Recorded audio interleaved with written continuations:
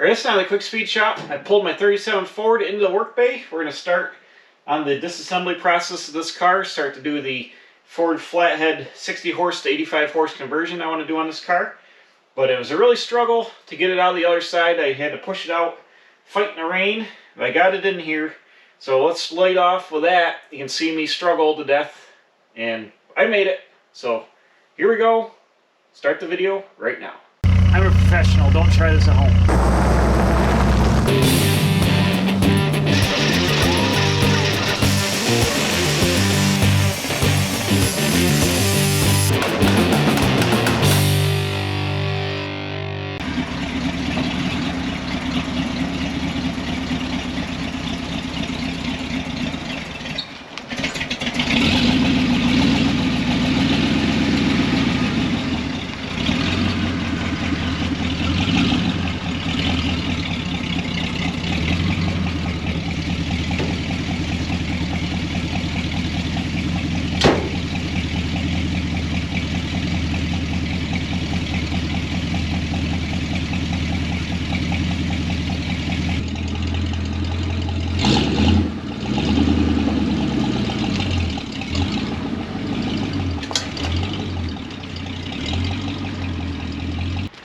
I thought this car pushed easier than that, but I couldn't get it up and out of the garage.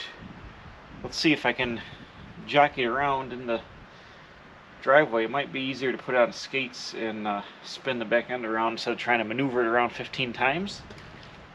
But I'm going to find out right now.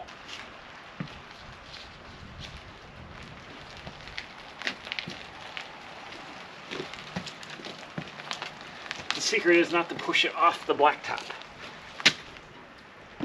You know what? I know why it's pushing so hard. The tires appear to be pretty low. I better put some air in these things. Okay, all the tires were down to about like 5 pounds. It's hard to tell the bi-supply tires. They hold the sidewall pretty good. So let's see if it rolls a little bit better with air in the tires. I put about 30 pounds in each one. Should work. Let's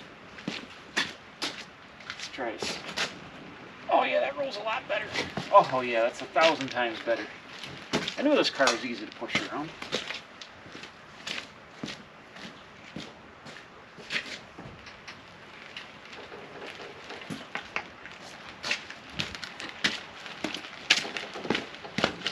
Oh, now it wants to roll into everything. This is 1,000 times better. I can turn this thing right around now. Nice.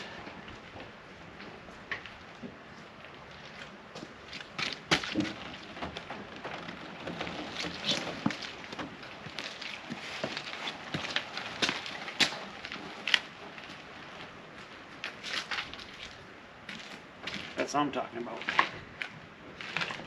Should have checked that first. Amateur mistake.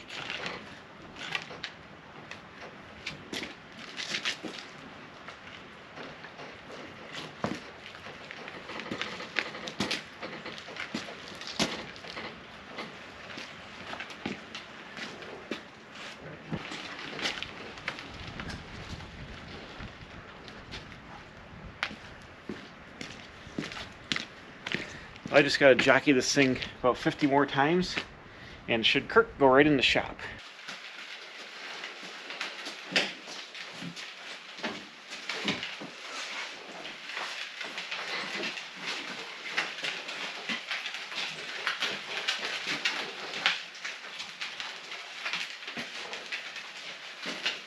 Bam, look at that. Woo! It's been raining all day quite a bit, and I had a break in the action. I'm glad I was able to get that straightened out. You can see it started to sprinkle on the car again. And this thing is filthy. But there we go. Got the 37 Ford pulled in here. And now we can set up to start doing the engine swap. If you haven't seen the last video I did on this, this is a 1937 Ford 60 horsepower, which is the baby Flathead V8. It's 136 cubic inch. They made as an economy car from 1937 to 1940. This is a 37 two-door sedan, standard model. All the 60 horsepower cars were standard, which means you get the black grille, the black windshield frame, one tail light, and that's how they all came. This car is original 60 horsepower. It's got the grill badge, it's got the smaller radiator, everything is 60 horsepower, transmission separate, are different. The rear end is different. The rear end is a 444 rear end ratio as opposed to like 378 or 411. And what I'm going to do is take this engine out because it's really, really tired. And the car only can go about 50 miles an hour with the high or the numerically low rear end gears and the little engine. It can only do about 50. So what I'm going to do is pull all that out. I've got all the factory parts, the original radiator. I've got a 59 AB motor, which is like a 46 to 48, 85 horse or 90 horse, whatever they are. Big flathead to put in here, 239 cubic inch. With a 35 transmission. I was looking for a 39 with a synchronized gears. I couldn't find one, so I'm going to use a 35, which would be comparable to what this car would have had. And then I'm putting a 48 rear end in it with, I think, 411 gears. And I'm also going to use the 48 spring, which is essentially going to lower the back of the car about 3 inches and make like a 40s tail dragger speedboat style look if you look up 1940s custom. So the last video I dug this thing out. I've owned this car since 2011, I believe. I bought it down in Hershey, Pennsylvania at the swap meet. It came out of a barn in Delaware where it had been stored since 1974. It's pretty much an all original car. It's been painted once. That fender's been replaced. It's Washington blue on the inside. Came off a Washington blue Ford. But essentially the car is pretty much rust free. It's got a few little dings in it here and there. One in the fender. The rear fender's been repaired. A couple little dings. But it's no rust in the floors. No rust in the rocker panels or quarter panels. Just in the tool area in the trunk is where it had some rust. But it's a very, very, very solid car. So my dream is to put all the updated Flathead stuff in here, leave it completely stock on the outside except for some fender skirts and bolt-on stuff like this BLC fog light, and make a 40s style custom cruiser. So that's what we're working on, and the first order of business was getting it over into here, which I did, and now I can start to prep for the engine, transmission, and rear end removal. Here's the back of the car. Like I said, it's a standard, which means you get one tail light and there's no turn signal, so you have a tail light and a brake light on one side, and that's it. You got your license plate light, which shines up on your plate, and I've added the little accessory vintage AAA plate topper right here. But this is the humpback sedan, as they call them now, slang, but Ford called this the touring car, so you'd have extra room for some luggage in the trunk. They also made a slant back or flat black version of this car, which would have been the base model, just a smooth trunk without this bubble in the back. But that was just the standard Ford sedan. This is the touring sedan, which you could get in 2-door or 4-door. This is the 2-door model. Hatch there says V8 on the latch to the trunk. This is a factory trunk setup. There's tool trays down in here. This is a factory, like a leatherette, cardboardish material on top of plywood. This 4x4 has been added. It holds up here, but the factory spare sits up on top of this piece of wood, floats up there. Then you could put suitcases underneath here. Obviously, this boat gas tank doesn't go with the car. The original tank is rusted through, so one of the other jobs I want to try to do is swap the tank. But this is pretty much original. There would have been like a cardboard material across the back of the seat, which has been taken away because it had mouse nests in it from storage. There we go. But a very, very solid original car. The only rust really in the car is this trunk panel where that toolbox was. The water gets down there. And somebody repaired the bottom of this with fiberglass mat way back probably in the 1950s. It's got some fiberglass in it. But they make reproduction panels where you can fix that. But it's for what I'm doing, it's fine. But the car is very, very solid. You got the factory seam here. Ford did like a turret top where the roof skin welded on around here. Later on they stamped them a little bit different, but the 37, I think 37 and 38 still had the seam here on the roof, and then 39 they went to a more one-piece stamping. But there it is in all its glory, just like Henry Ford wanted it, in black. Okay, I'm going to show you how to make a hot rod out of a 37 Ford in one easy move. Take the screw out, go like that, bam! Ta-da! Watch this. Always remember to lift up, then go down. Bam, look at that instant hot rod. You get to run around with your engine showing for everybody. So if you're ever out on the street and your 37 is overheating, go ahead and take a screwdriver. Oops, that's loose. Take your screwdriver, pop your hood sides out, then you get instant extra cooling action for your flathead if you have a problem. But how cool is that? Now we can see the little flathead right in there. Let me open the hood back up. Watch the mechanism here, ready? See that little star wheel takes and grabs it, and then it supports the hood. But here's our little baby flathead. This is 136 cubic inches, 2.2 liter. It's got a 2.6 inch diameter piston. Bing, bing, bing, bing, bing. A bunch of little guys rattling around in there. Basically, it's like probably like 8 little chainsaws put together. Bing, bing, bing, bing, bing, bing, bing. Makes 60 horsepower, about 100 foot-pounds of torque, which is nothing. That's why these cars have a 444 rear end gear, because you really need the extremely low gear to get rolling. And when we pull the engine out, I'll show you the transmission. The transmission, everything is tiny on the 60 horsepower. The radiator is smaller, the coolant hoses are smaller, the engine is physically smaller, the transmission is smaller. So we'll see all that when we get this pulled out of here. This has reproduction, or not reproduction, aftermarket heads from back in the day. I think these have a date. One of them had a date on it that says Made in USA. Originally, these engines could have come with aluminum heads, which should be corroded or cracked, or iron heads. I'm going to guess this engine had aluminum heads and somebody swapped on these replacement heads way back in the day. They should have a date on them somewhere, usually cast in the outside for the reproduction heads. Actually, it's got a Ford head on the passenger side. It's got Ford in it, so it's only got a replacement head on this side. You can tell because it says Made in USA. The Ford heads would have a script in them right down here by the center studs. This is also 17 stud. You've heard of 24 stud or 21 stud. These are 17. They're 17 head bolts. So this is 17 stud V8-60. Yeah, I don't see a date cast in this, but this is a reproduction replacement head on this side right there. But you got color-coded plug wires, red, blue, green, and yellow or orange. You got a little bit of mold growing on the rubber parts here. It's kind of nasty. You can see here this fuel line disconnected. I did a video several years ago now. I put electric fuel pump on the car because the mechanical pump wasn't pumping enough fuel. So this is just the line off the mechanical pump, and I've got it hooked right up here through a fuel filter down to this copper line back to the fuel pump. So it's got an electric fuel pump right now running the fuel to the carburetor.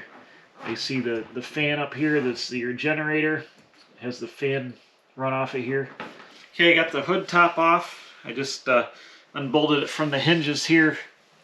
Set a blanket on the cowl, and I just took the bolts off and took it off. Alright, well, it's the next day. It's been snowing here again like crazy. I had to go out late at night last night and get the 59AB engine out of my pole barn because it snowed like another 6 or 8 inches outside, and there's ice on the ground, and it would have been a nightmare to try to get it today. So we're going to finish out the video taking a look at the engine here, and I found a transmission. I went digging in my basement, and I had a couple of transmissions. I had a 35 I knew that is complete but used, and then I found another transmission that I had never run the number on it, and it was missing the shifter tower. Turns out it's a 39 transmission, the one that everybody wants. It's with the better synchronizers and stuff like that in it, and it looks like it's in mint shape. So I spent all morning digging around in the basement down there and got that. I was looking for a shift tower. I don't have a 39 shift tower. I'm going to have to find one somewhere. I have like a 37, 38, but it's different for the synchronizers, and I guess you can modify them if you change the front shifter fork and do a bunch of other stuff, but I'll look for the double detent 39 one for it so it's correct. But let's take a look down here. I've got the transmission on the engine just kind of bolted in place to mock it up, so we'll take a look. It's a 59AB. This is like a 46 to 48 engine. Not sure the exact year on it. It's probably like a stock rebuild, probably just new rings and bearings, I would imagine. I bought it from a friend of mine who bought it from an old timer that had rebuilt it. You see, he's put grade 8 bolts instead of the studs on the heads. It's got grade 8 bolts. It's been painted Ford green. The intake manifold is aluminum, but that's been painted green as well. Usually they're aluminum colored. And this head is awful smooth. I don't know if it's been ground down. The letters are kind of smooth there, or if it's just how it is. But it's, they're Ford heads. There's part numbers on them up here. And it's got stock manifolds. It's got the Krebs style distributor, which is correct for the 59AB. I bought 2 new water pumps for it because I don't know how old these are. This one's painted, but this one's bare metal, like somebody swapped it on, and the pulleys don't really match. So I bought 2 new reproduction water pumps to put on the engine. Pretty much gonna leave it as is. I think I'm gonna pop the intake manifold off. We'll just take a look inside the block before we get too carried away with it. Just make sure everything's good in there and it's not full of mouse nests or something crazy. But it's got new head gaskets I can see, and everything's bolted on together, new plugs in it. Here's the transmission, the 39 box. I ran the serial number up here, the 18-5 million whatever. It's a 39 box, and another way to tell is the earlier shifter. This is probably like a 37 or 8 shifter. The front shift fork is too small to fit. It's like 2 7/8, and this here has a 3-inch, so the earlier shifter doesn't fit. This is a single detent. Back here, see, here's one detent. It's got the small little plug to get the parts out. But so that's the wrong top. I got to get the correct top for the 39 box. But the gears look like mint. I rolled it around in here. Everything looks really nice. I don't see any really wear on the teeth or the synchros or anything, and there's no broken teeth, and everything seems to look pretty nice. So I don't know if this is a rebuilt transmission or just a good used one that somebody took out here, and I can't remember where I got it. Probably at an auction or something. I bought a whole bunch of Flathead stuff at several auctions over the last couple of years, and this transmission probably came in there. But got a good 39 box that'll be really nice to put in the car with a good 59AB motor. So I'm happy with that. I'm just trying to get a look at things to see what we got to figure out to do before we drop this in. It's got stock manifolds on it here, and they make, I want to have dual exhaust in the car. They make kits that bolt up to the stock manifolds, but I also have here in the shop, I've got several sets of headers. I think actually this is, I just bought these last year at Hershey. I think these are made for like a 37-8-9 Ford to go around stock steering, the way they drop down, or maybe they're for something with F1 box, but I've got that style, which is nice. It's got a flange to bolt some pipes to it on the back. And I also have some other styles of headers over here. These are brand new straight shots, and then got one of the dip in inside of it here for a steering box. So the, I got choices, and then these have been modified. These are kind of like wall hangers. But I've got several different sets of headers. I'd like to put it in here with headers on it. I think that'd be cool. So we'll see what goes on with that. But in the meantime, got the Flathead here ready to take a look at and see what I need to go. I bought a brand new clutch for it from Dennis Carpenter, along with the water pumps. So I've got them coming. Yeah, this is the I think I've been saying the 85 horse conversion. I think the 59AB blocks, I think they're like 95 or 100 horsepower, the 46 to 48 Fords. I think there's something like that, 100 horsepower. So it's actually like a 100 horse. The correct 37 21 stud engine, if you did an 85 horse Ford, was rated at 85 horsepower. This is the later engine, so it's got about 100. So this car ought to move down the road pretty good. So I think we'll finish out the video here. Just collected all the parts. I also got an oil filter. This bolts onto the head up here like this. You get a supply line and a return line, and they go into the block. I'm not sure where the other line goes. I got to figure that out. But it pumps oil through an oil filter because these engines came without oil filters. The early ones without any oil filter at all. So this is a bolt-on oil filter that takes an element down in here in this canister. So I'm going to paint this black, and we'll put this on the engine so it filters the oil some. That's a good thing to have. And if this car was like a hot rod, I could get like multiple carbureted intakes and stuff like that. I'm just going to put this thing in here stock, and it'll be plenty for this car to cruise around, and it's going to be more of a custom than a hot rod. So I just would like to have the good sounding flat-headed dual exhaust, and then a reliable 59AB in there.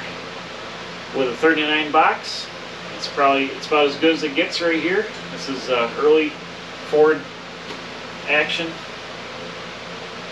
I'm excited to hear my Flatty run, and hopefully run this 37 Ford down the road for lots of cruising miles. So come back next time. I'll be taking the radiator out, draining the coolant, hopefully get the motor and tranny out of the car.